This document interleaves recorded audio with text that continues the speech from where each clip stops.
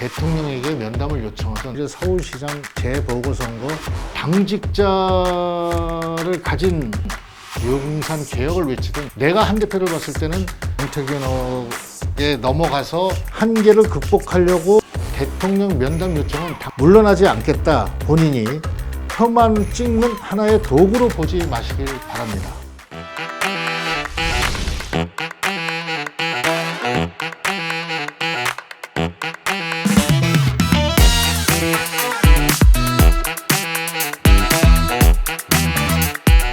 안녕하십니까. 성지전략연구소 소장 유재열입니다.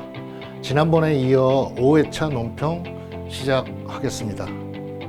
우리 요즘 여의도 정치가에서 명태균, 김대남 입이 용산 및 국민의힘 관련자들이 휘청하는 모습입니다. 참 가관이 아니죠.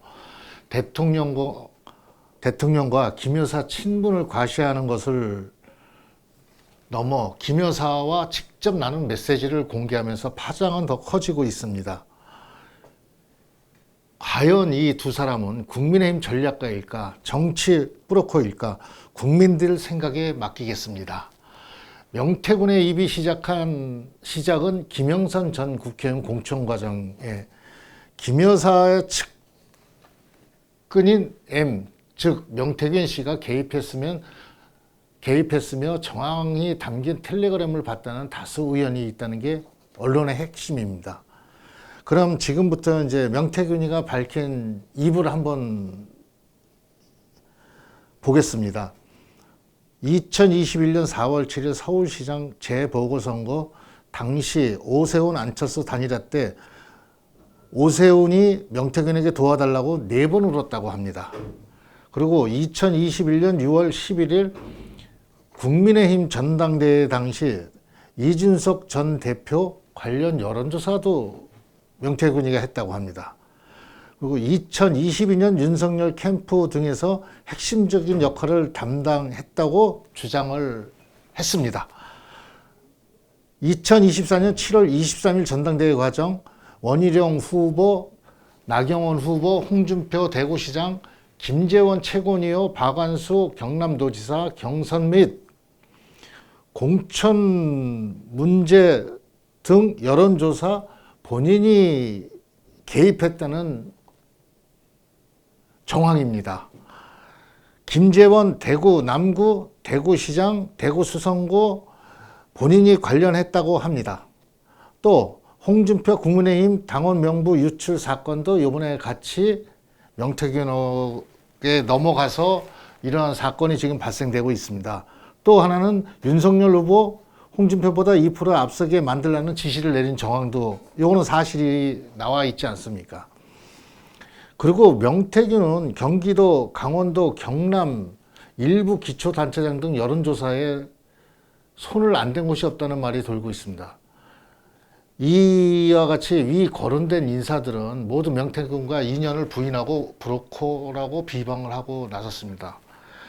근데 여기서 왜 그 관련자들은 나는 아니다, 관계없다, 만나본 적도 없다라고 말만 하지 말고 본인이 직접 나서서 떳떳하면 기자회견을 해서 사실대로 밝혀 떳떳함을 과시해야 합니다. 여기서 문제는 이러한 큰 사건이 발생하였는데도 당정은 누구 하나 수습하려고 하는 인사가 지금 없는 게 사실입니다. 한동훈 대표는 비주류 원내대표를 이 리더십의 한계를 극복하려고 용산 면담 요청과 정불 물갈이만 외쳐대고 있습니다. 결국 친한계 의원들에게 물러나지 않겠다. 본인이 한계를 극복하려고 믿고 나를 따라달라. 내가 앞장서겠다. 선택의 시간이 다가온다. 이러한 얄팍한 수나 쓰고 있으니 한 당의 리더로서 보는 사람이 답답한 마음입니다. 지금 한 대표는 당직자 관리가 우선입니다. 왜 당정은 깜도 안 되는 김대남, 명태균 두 사람이 당정을 휘젓고 다니는 모습에 장단 맞추어 신이 나서 방송과 언론, 인터뷰에 춤을 추고 있는데도 한 대표, 신지호, 김종혁, 김재원, 장동혁 등 과연 이들은 국민의힘을 이끄는 인사들인지 수습을 못하고 있습니다. 어쨌거나 사건은 터진 일입니다. 터졌습니다. 잘 수습할 생각을 해야지 방송에 나가서 당정 망신이나 시키지 말고 당분간 방송 자제하시기를 부탁드립니다. 그리고 한 대표는 언론에다 대고 정부의 개혁만 외치지 말고 첫 번째 당 개혁을 먼저 하고, 두 번째 김재원, 신지호, 김종혁 등 당직자를 가진 사람은 언론사 패널을 출연시키지 말고 보수의 개혁을 떨어뜨리니까는 자제를 시켜주십시오. 얄팍한 지식을 갖고 당정 망신만 시키지 말고 대변인들을 저는 내보냈으면 좋겠습니다. 그리고 세 번째, 명태균, 김남현 연루된 인사들은 당대표가 적절한 조치와 개혁을 한 다음 대통령에게 면담을 요청하든 용산 개혁을 외치든 그때 가서 행하면 됩니다. 내가 한 대표를 봤을 때는 대통령 면담 요청은 당정 수습을 하려는 의도가 아니라 내가 이렇게 할 테니 따라오세요, 이거 홍보하려고 면담 요청하는 게 아닌가 싶습니다. 만약에 그렇다면 그런 얕은 수를 쓰지 말기 바랍니다. 그리하려면은 한 대표는 추종자들과 함께 아예 분당을 해서 본인들이 하고 싶은 대로 하는 게 좋지 않을까 생각합니다. 국민의힘 지도부 여러분, 우리 모두 생각 좀 하고 삽시다. 그리고 한 대표는 정무적인 판단을 잘 생각하시길 바랍니다. 내가 한 대표를 못되게 하는 것 같아 보이지만은 한 대표 본인이 지금 하고 있는 일들을 보면은 정상인지 비정상인지, 다시 말하지만 얕은 생각을 가지고 정치하기 말기를 간곡히 다시 한번 부탁드립니다. 한 당을 책임지는 리더로 거듭나기 바라는 마음입니다. 내가 국민을 위한 당적 수습 방안을 만들어 대통령과 비서실에 수습 방안을 보냈으니 그리하고 확인해 보면 좋을 것입니다. 앞으로 여야 할 것 없이 흠집 있는 인사는 대통령 출마를 하면 안 됩니다. 국민이 용서하지 않을 것입니다. 그래서 대한민국을 이끌어갈 리더는 국민들로부터 신임을 받는 강한 리더가 필요하고 나와야 합니다.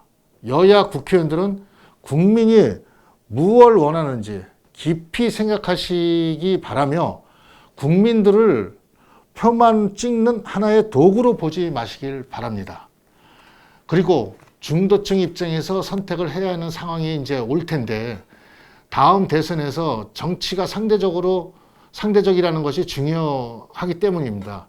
윤석열 대통령은 변화를 보여주지 못했고, 한동훈 국민의힘 대표는 차별에 성공하지 못하고, 그리고 또 민주당은 법원에 대한 성토만 쏟아낸다면은 이재명도 표를 받기는 쉽지는 않을 겁니다. 중도층은 도끼인 객기라는 생각에 무당층으로 흐를 가능성이 있다고 분석했습니다. 또한 여당의 표가 가지 않는 상황도 이 대표 입장에선 하나의 동력이 될 수 있다. 이건 왜 그러냐면, 문제는 이 무당층을 흡수할 제3자 인물이 국민의힘과 민주당에서 떠오를 가능성이 있다는 것입니다. 거기에 발맞춰서 보면 국민의힘은 S, 민주당에는 P, 이런 분들이 지금 거론되고 있는 사람들 외에 제3자로 떠오를 것입니다. 이상입니다. 잠깐, 여기를 눌러주세요. 구독과 좋아요를 눌러주시는 분들에게 건강과 행운 장수를 기원합니다.